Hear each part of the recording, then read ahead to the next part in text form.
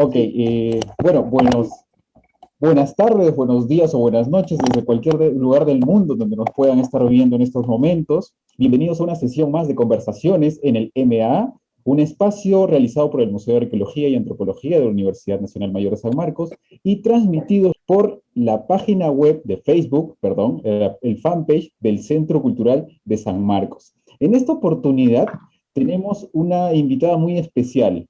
Presentamos a Alexandra Morgan. James, por favor. Sí, estamos contentos con la presencia de la doctora Alexandra Morgan.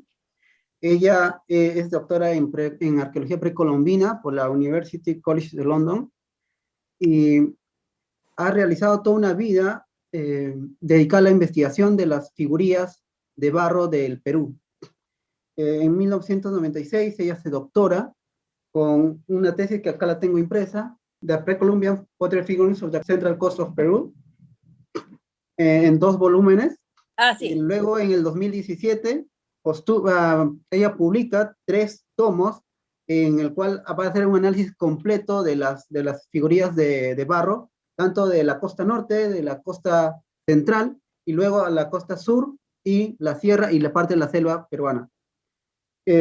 Ella ha realizado su investigación en alrededor de 68 museos alrededor del mundo, y su investigación creo que es única en su género, al menos es la más amplia que se ha realizado aquí en Perú.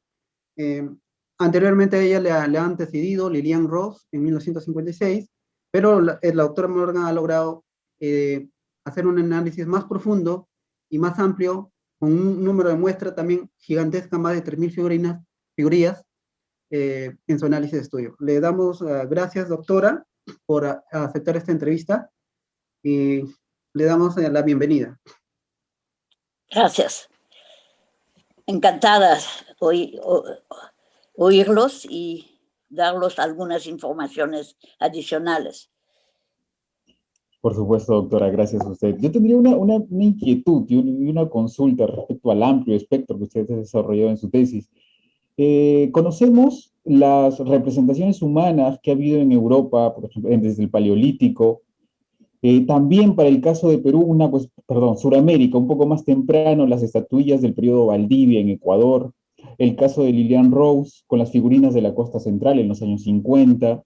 De todo este amplio espectro, ¿cuál considera usted que fue, digamos, su principal estímulo para orientar su investigación en el estudio de las estatuillas? Yo escogí este tema para mi doctorado por razones prácticas, le diré, porque empecé recién a los 50 y pico años, cuando se jubiló mi marido y que regresamos a Inglaterra, y no podía, y quería dedicarme a arqueología peruana después de haber pasado 4 años en el Perú y haber conocido muchos sitios y el arte precolombino y todo esto. Y también porque eso hace, en los años 80, era todavía un tema que no era muy conocido. Entonces, y el hecho que mi marido se jubiló y que mi hijo todavía estaba en el colegio, tenía que escoger algo que podía hacer a bases de museos. No podía, por ejemplo, juntarme con una expedición que hacía excavaciones en el Perú y ausentarme varios meses de mi marido, de mis hijos y así. Así que escogí más bien las figurinas como un tema que podía hacer en una forma así que me convenía a mí. Esa era un poco la razón. Sí. Ok, gracias, doctora, gracias. Sí, doctora, gracias a su trabajo, nosotros conocemos que cada sociedad en el Perú le ha dado un uso particular a las figurillas de barro. Que no todas las sociedades le han atribuido una función a las figurillas igual, ¿no? Cada sociedad ha sido una determinada función, ¿no? Sí. Entonces, en ese sentido, estudiar una figurilla de barro, ¿cuál sería la importancia para la sociedad, ¿no? ¿Cómo lo podríamos entender y qué aportes nos daría estudiar las figurillas? Le diré que el aspecto de la función lo dejé un poco a los antropólogos, porque es casi un tema después de analizar las figurinas. Yo quería presentar el material, cómo se encontraba, la estructura de las figurinas, la decoración, etcétera, y el contexto funerario o otro. En el Perú parece que, digamos, el 90% era funerario. Y presentando este material de bases, dejarlos a los antropólogos de decidir la función. Porque la función es distinta, como dice usted, y no, es otro tema de estudio, casi, que un corpus, que una presentación del material. Sí, comprendemos eso porque usted menciona pues en sus trabajos de que, por ejemplo, la sociedad Ishma, la sociedad Lima, la sociedad Norte, los contextos en el cual se han hallado son distintos. Hay algunos funerarios, otros como que son en rellenos intrusivos, no tienen un contexto claro, y eso obviamente, como usted menciona, ya sería un análisis ya más antropológico para determinar la función de... Sí, sí. Es casi una otra tesis que se podría hacer, a base del material como está descrito. Sí. Yeah. Adelante, César. Ok, doctora, gracias. Y un poco tengo una consulta que la cual se desprende la de hace un momento, ¿no? Si bien a grosso modo se puede mencionar que la tendencia de la funcionalidad extrapolada de los planteamientos en la tesis que presenta está orientado un tanto más a la ritualidad en la mayoría de casos. ¿Considera usted quizá que el factor lúdico en la sociedad como una posible variable relevante también o importante en la representación o creación de estas estatuillas también? O sea, dentro de todo lo que ha podido analizar, ya sea en museos o también discusiones con otros colegas, tal vez. Sí. Sí. No he entendido completamente su pregunta.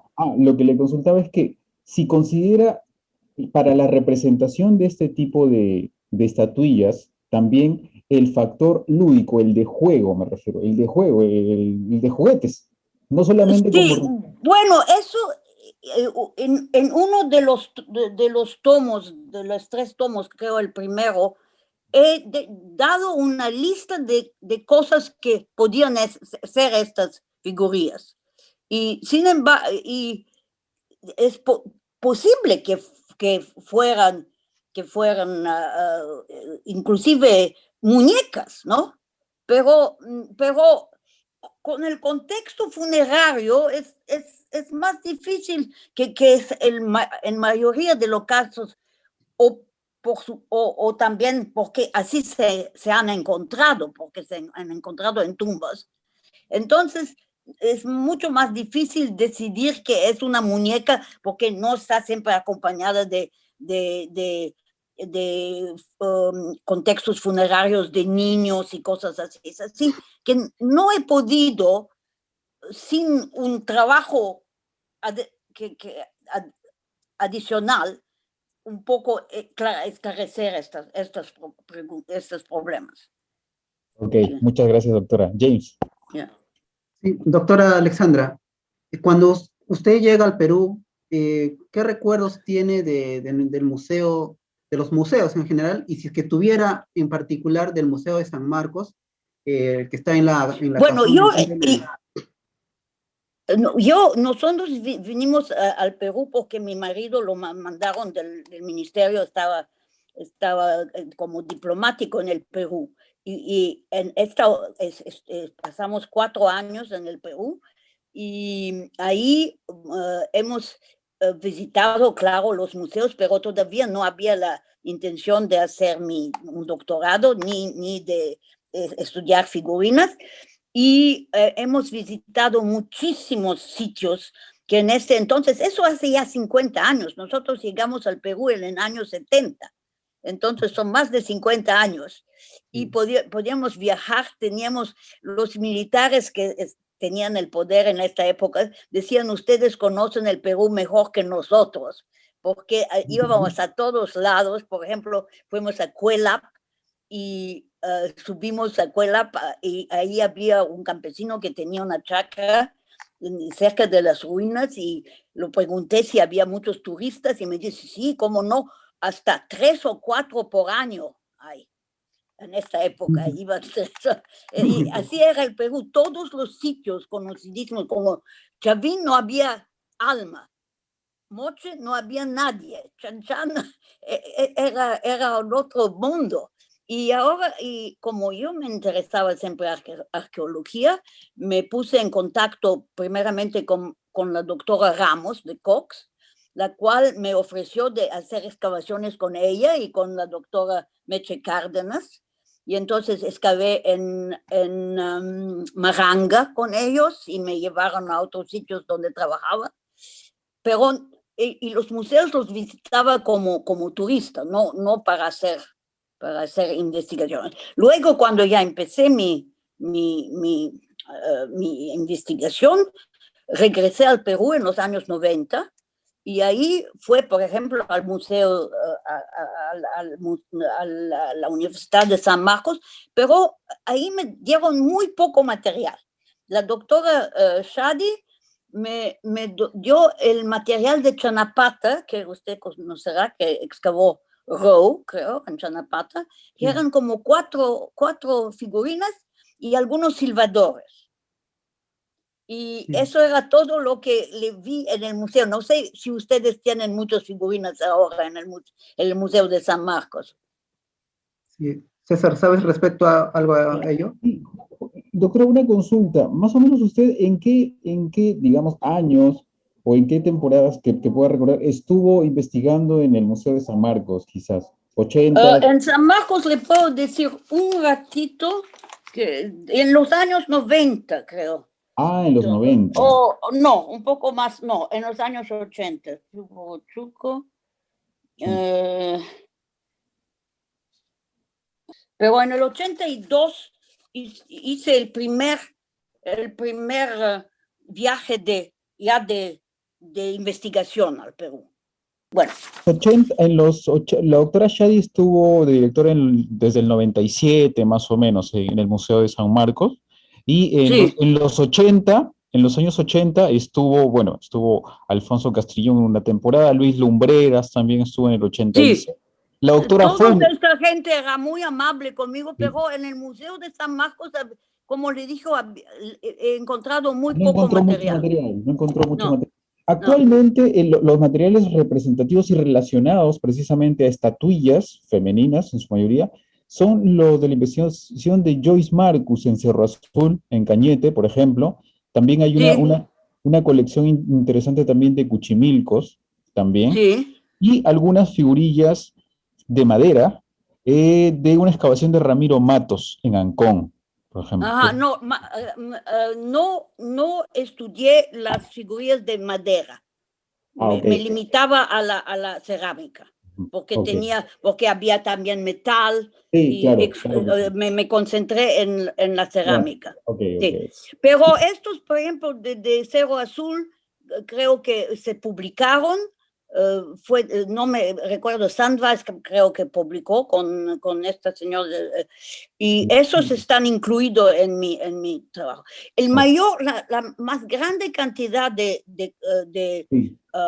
estatuillas y cuchimilcos se encontraba en el Museo de Magdalena. Ah, en el Museo En todo mi estudio, el Museo de Magdalena era el del Perú que tenía más 189. Sí, si quiere un poco de estadísticas, el Museo de Berlín tenía 331 figurillas. Wow.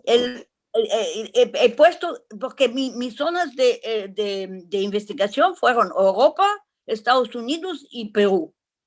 Y en Europa encontré 863 figurillas, en Estados Unidos 805 y en el Perú 775. Sí. un poco curioso. Así que en Europa había más que en el Perú a Exacto. esta Eso es época. un poco lo curioso, ¿no? Eso es un poco lo curioso, definitivamente. Sí. Pero, doctora Moru, a raíz de eso, una consulta. En todo esta, esta empresa que usted desarrolló, en esta investigación, tanto Europa, Perú y demás, en el caso de museos, me refiero, ¿cuál considera que puede haber sido las principales limitaciones para investigar colecciones de museo y las principales bondades que representaba eso? Le menciono esto porque definitivamente en los museos ocurren casos, y es usual, el tema de la descontextualización, el tema de movimiento de colecciones, etcétera. ¿Cuál cree que ha sido las principales, como les menciono, dificultades y bondades de poder investigar colecciones en museos a nivel nacional o internacional? Mire, la calidad mejor de un museo es de tener sus colecciones bien catalogadas, ¿no? Y bien como decir, bien arregladas. Así que, por ejemplo, digamos, en Berlín, en Estados Unidos, por ejemplo, que eran los mejores casi, y eran todas en sus armarios, en sus sitios, ¿no? Tal figurina, usted la miraba en el catálogo, sabía dónde encontrarla, la encontraba y después tenía todas las informaciones sobre esa figurilla, la procedencia y todo más informaciones sobre las figurillas. Y una calidad también muy grande era un poco la confianza que le hacían las personas que se ocupaban de los museos. Porque, por ejemplo, en Estados Unidos, digamos, al Museo de Peabody, del Harvard, de la Universidad de Harvard, nos encerraban en los depósitos y nos decían, ustedes pueden sacar cualquier pieza de cualquier armario, están libres, con todo que los vuelven a poner exactamente de donde lo cogieron. Y nos encerraban ahí en la mañana y nos dejaban salir en la noche. Y en vez que, por ejemplo, al British Museum, donde sabían quién éramos nosotros, casi nos seguían cuando íbamos al baño para ver si no nos llevábamos algún objeto, ¿entiendes? Y la atmósfera en Estados Unidos era muy buena. En Perú también, pero en el Perú había mucho, por ejemplo, el Museo de Magdalena, donde había un señor Candela, no sé si vive todavía, que nos ayudaba mucho, era uno de los empleados del depósito. ¿Lo conoce, señor Candela?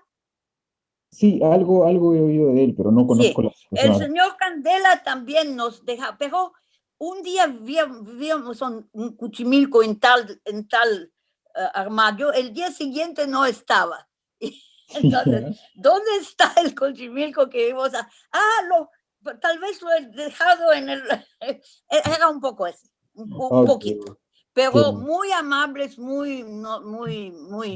Por ejemplo, Ica, el Museo de Ica, con el doctor Petzia, era perfecto. Claro. Y el Museo de Lambayeque, primero, antes de Walter Alva, fuimos la primera vez. También era muy bien cuidado, muy buena forma. Sí. Genial, Y genial. una cosa que nos ayudó mucho era la colección de Santiago Agurto.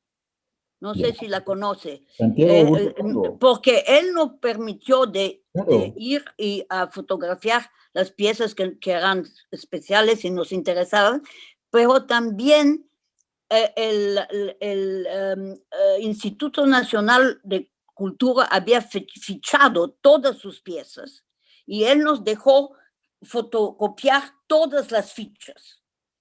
Así que hemos de ahí un material, no sé cuántas piezas que nosotros examinamos nosotros mismos, e inclusive montones de fichas de otro material. Genial, genial. Definitivamente lo Sí. que nos describe es una envergadura y un trabajo bastante concienzudo de paso a paso para la cantidad de Sí, instituciones. la cantidad era enorme, era Sí, enorme. sí. Es más, doctora, una inquietud que tengo, por ejemplo, esta investigación en colecciones, que usted menciona que para la época era lo que más se acomodaba a su situación o circunstancia para el desarrollo del doctorado, creo Sí, que es bastante importante, sobre todo en museos, porque si bien, y es más, la misma pandemia actual nos ha reflejado un poquito eso, para que los mismos museos reevalúen sus colecciones, reevalúen documenten de una manera mucho mejor y, sí, y orienten las investigaciones no solamente a proyectos nuevos de investigación, que está bien que ocurran, que está bien, sino sí, también a lo que ya existe sí, dentro de los depósitos. sí. Porque hay, muchas veces hay acompañando o tal vez no acompañando, hay documentos, por ejemplo, de las excavaciones de Bennett, que hizo en varios sitios, en el Callejón de Huaylas, pero también en el Valle de Moche, etc. Y ahí encontré en Estados Unidos, en los archivos, todas las cartas y cosas y planes y cosas que me ayudaron mucho. Por ejemplo, Taitan Cantín, que él excavó, creo que me recuerdo, cosas así. Y sería bien que cuando hay un material de archivio que va con una pieza, que hay una indicación sobre la tarjeta de acceso de la pieza, que hay una referencia a material de archivio. Eso podría hacer la cosa mucho más ancha, ¿no? Exacto, exacto. El tema de la documentación museística, ¿no? Que eso es Sí, documentación museística y sí, creación de expedientes. Es un tema que en Perú está fortaleciéndose, ¿no? Con el tema de sí, estandarización, está fortaleciéndose y espero que sea en beneficio o va a ser en beneficio de todos los museos, ¿no? Para sí, poder dar mejor información a la investigación. Claro que sí, sí, doctor. Gracias, gracias sí. definitivamente. James, por favor. Sí, sí, doctora. En ese contexto de cuando usted hace su investigación acá en Perú, en los museos, eh, ¿recuerda qué personalidades más le ayudaron o alguna persona que haya construido alguna amistad acá en Perú? Sí, ¿De quiénes bueno, le recuerda? diré que mucha gente eran muy, muy amables conmigo. No es que tuve tiempo de amistad, pero, por ejemplo, el doctor Pimentel, que era el director del Museo de Magdalena a la época, Lucho Lumbreras, bueno, ya mencioné la doctora Ramos, Meche Cárdenas.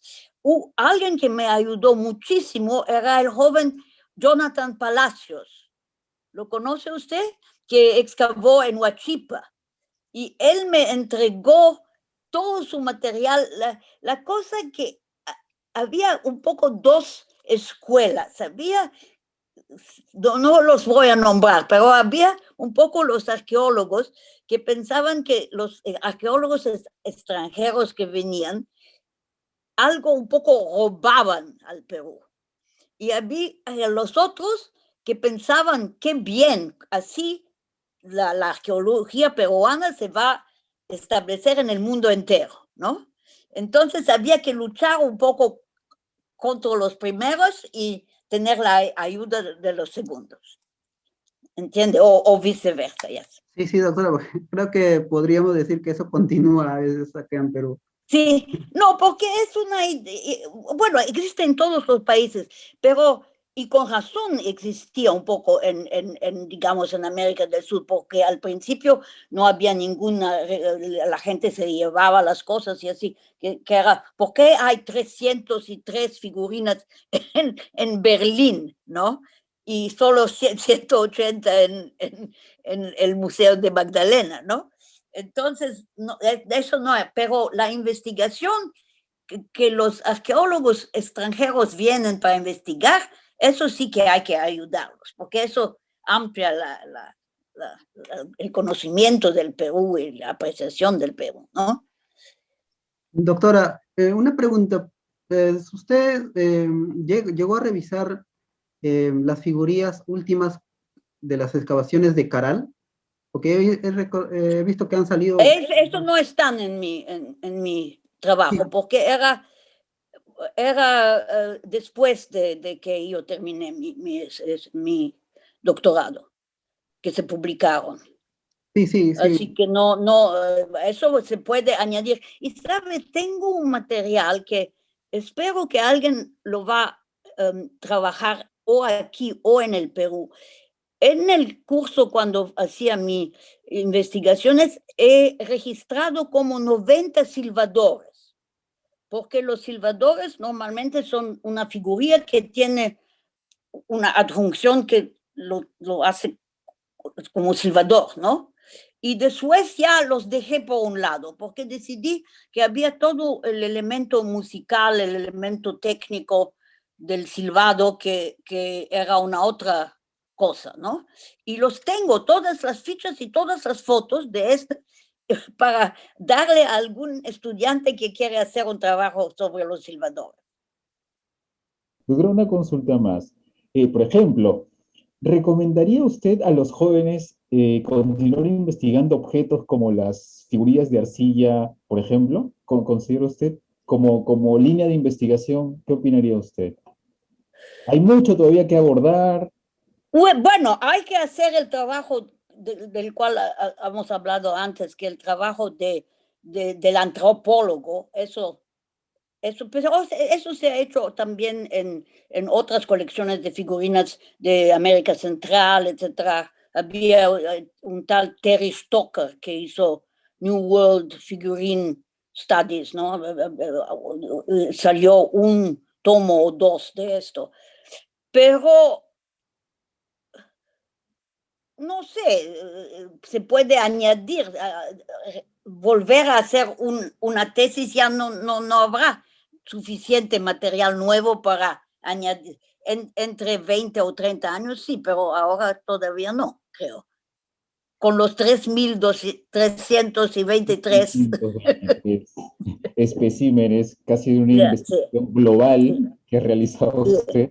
Claro, lo sí. que quizás si alguien está interesado podría buscar otra perspectiva ya, ¿no? Otra perspectiva. Sí, pero esos son cosas adicionales, como un diploma, ¿no? Es otro tipo de trabajo.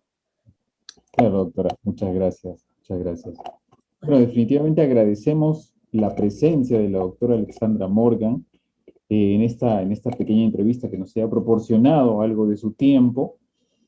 Y bueno, agradecemos también a nuestros televidentes que nos hayan podido apreciar en una sesión más de conversaciones en el MA. Muchas gracias. Gracias. Adiós. Gracias, doctora Alexandra. Y estamos en Doctora. contacto y cualquier Sí, cosa podemos cualquier cosa que conversar. le puedo yo proporcionar, estoy a sus órdenes. No, claro, claro que sí, doctora. Gracias. Bueno, que le vaya muy bien. Gracias para su amable invitación. Gracias, Adiós. doctora. Hasta luego. Gracias. Hasta luego. Hasta luego. Gracias.